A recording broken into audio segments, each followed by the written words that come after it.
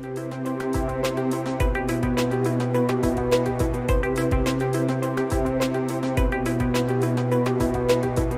you guys would all give a wonderful round of applause for Mayor Francis Suarez. Good afternoon. How's everyone doing? Yeah. Got a little Miami energy there. It's good. I spent the morning lobster diving, so that's one of the cool things that you get to do in Miami. So I'm here with my sister, Olga Vieira, who is a partner at the firm Greenspoon Marder, as well as Katya, who heads our blockchain crypto practice at Greenspoon. Are you guys gonna say some stuff as well? I'll say something. All right, go ahead. Hi, Cool. everyone. So, yes, I am the practice group leader for the blockchain and digital assets practice at Greenspoon Marder. We're a national law firm. We have offices all over the country. Our wonderful Miami office happens to have Olga and Francis also as attorneys in it. I'm actually a New Yorker. I'm from New York City, born there, educated there, licensed there, but I absolutely adore Miami. I'm a huge fan. I moved here a year ago. I spend most of my time down here. And thanks to people like Francis, people like Erica, who I think did an incredible job just a few minutes ago, I really believe in this city, and I really believe in its future, especially with respect to this industry. So, very excited to be here. Awesome.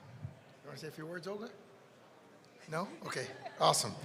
Well, whenever I have an opportunity to speak in front of a crowd like this, the first thing I like to do is give everyone a perspective of what's happening in Miami. Why Miami?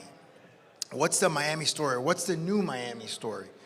And the first thing I want to tell you is that Miami could not be hotter than it's been this year and now.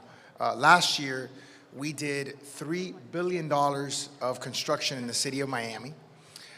Just last year alone, we're the largest in Dade County by a factor of more than 3 to 1.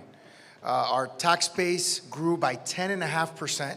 So if Miami, as a real estate or as an investment vehicle, you would look at us as an investment vehicle, we'd be outperforming probably most mutual funds, most hedge funds that are out in the market.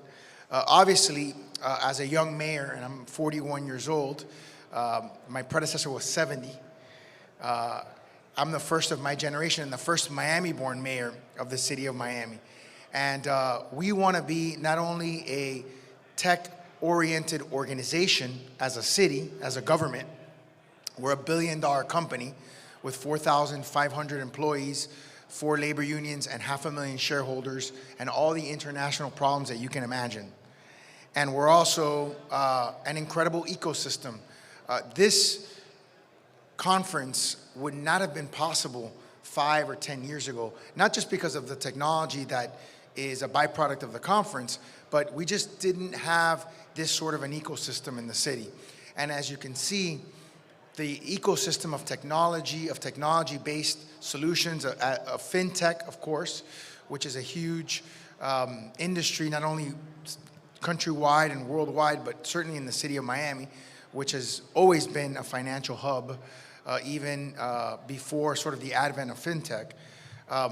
You see this ecosystem growing faster and faster in the city of Miami.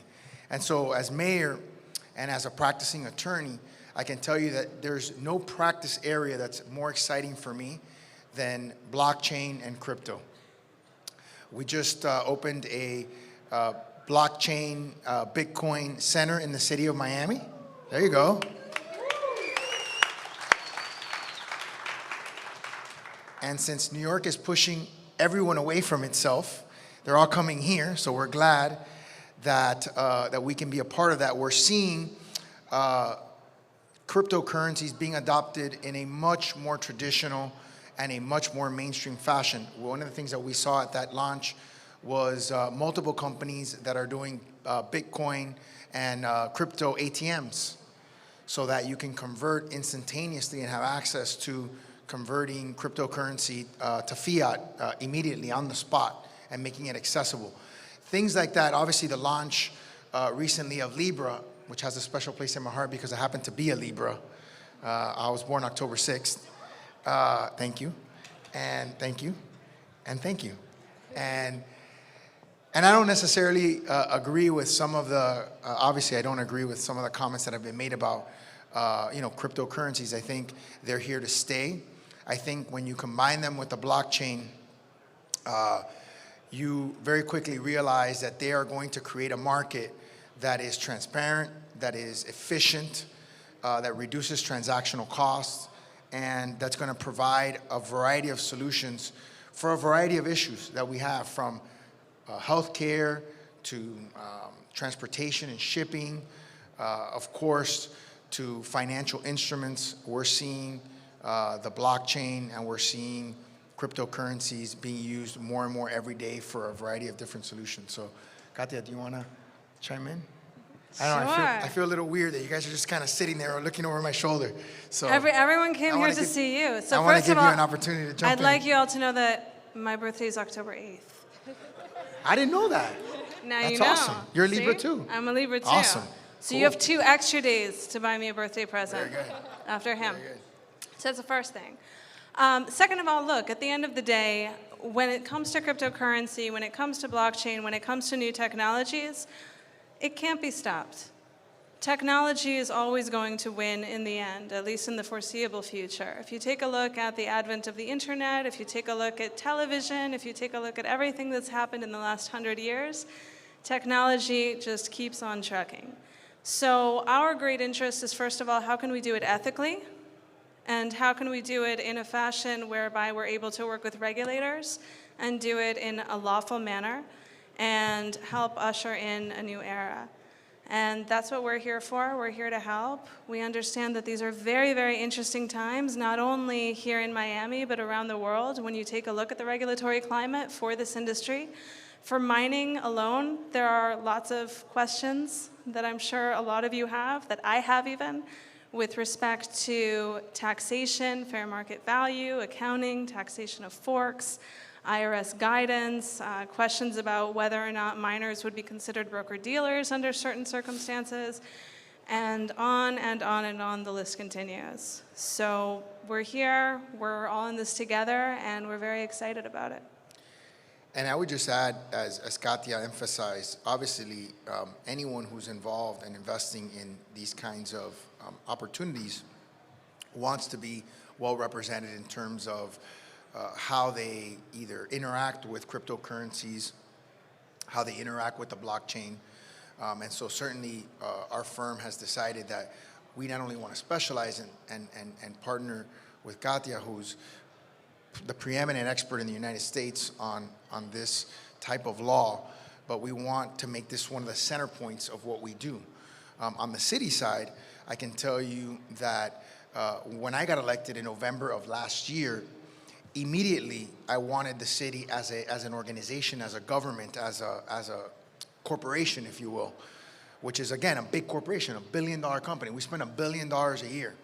And the question is, how efficiently do you deliver services? When you're a city, you're in the service-based industry. So you're either responding to a 911 call, or you're either, whether you're a fireman or whether you're a police officer, you're trying to process a permit, which is a big deal. And one of the things that I did when I got elected was I created something called eStart, an e-plan, so that you can come in and electronically submit your plans.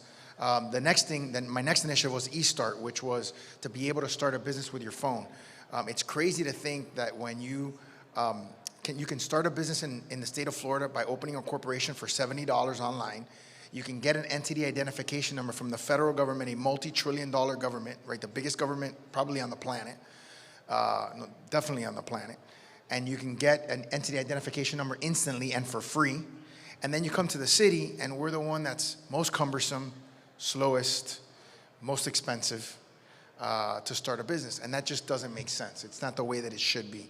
And so I'm fighting very, very hard to make sure that the city can be efficient. We don't want to be an impediment. We want to be a facilitator. And obviously, eventually, and by the way, we've had people who have come in and wanted to invest some of our pension funds in technology startups and blockchain startups. And so, it's going from something where before this was seen as not mainstream, and it's becoming more and more mainstream. It's even being considered as an investment opportunity from pension funds, which are basically the most conservative of all investors of money, and the ones that have to take the least amount of risk and have obviously are subject to major penalties. Not to mention the fact that it would be very controversial if they lost, monies that are being accumulated by our first responders. So that signifies to me as an elected official that crypto and blockchain is here to stay, and we should embrace it. And as elected officials, we need to, in order for our cities to survive and thrive, and for not only those of you who are here, but many of you who may have children or are going to have children in the future, and your children are going to have children eventually, believe it or not. We want to make sure that our economy and that our city is doing as much as we can to make them successful. We have to be ahead of the curve. And I can tell you, being one of 13 trustees for the U.S. Conference of Mayors out of 500 mayors in the U.S., that every single major city in the United States is fighting right now with each other to grow its tech ecosystem. And so, of course, that inevitably means interacting with new technologies like blockchain and cryptocurrency. So, it's a real honor to be here. I welcome you all to the city of Miami. How many of you are not from the city? Raise your hand. That's awesome. That's great. So, all right, you can clap for that. Absolutely. How many of you are coming from New York? Just one. Interesting. De Blasio hasn't pushed you my way yet. Are you going to come live here now? No? Maybe? Okay, cool. So that's awesome.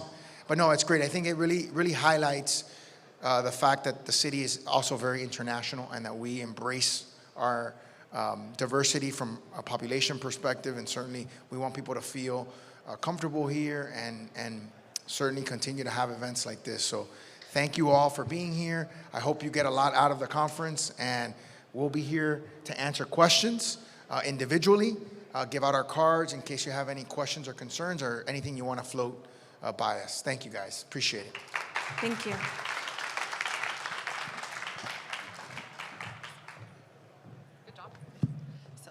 Miami is an international city, you guys. We are already the Silicon Valley of Latin America. We are the door to Latin America and the Caribbean. So if some of you mining companies are looking for a place to use solar energy, do you see how sunny it is outside?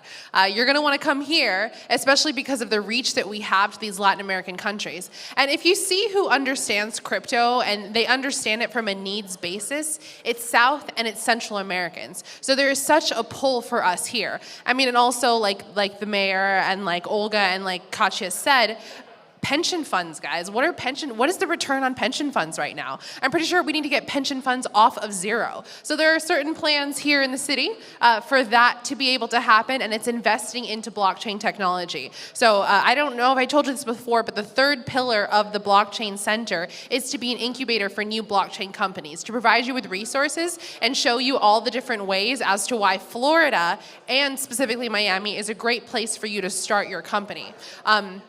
When it comes to the state of Florida, some updates on some regulations. The governor just signed into law a blockchain working group. So there's a 13-person committee that is committed to making sure that legislation in the state of Florida is friendly towards blockchain. And I don't know, well, anyways. So thanks, guys, for listening. I really hope that you consider this place as not just a destination for travel or for conferences, but some place that you would really want to live, set up your business. We have no state income tax. There's so many different benefits to living here. And one more time, if you're interested in visiting the Blockchain Center, we are located on Flagler Street, and you can come up to me or Maria right there, and we'll give you information on exactly where it is. So thanks, you guys.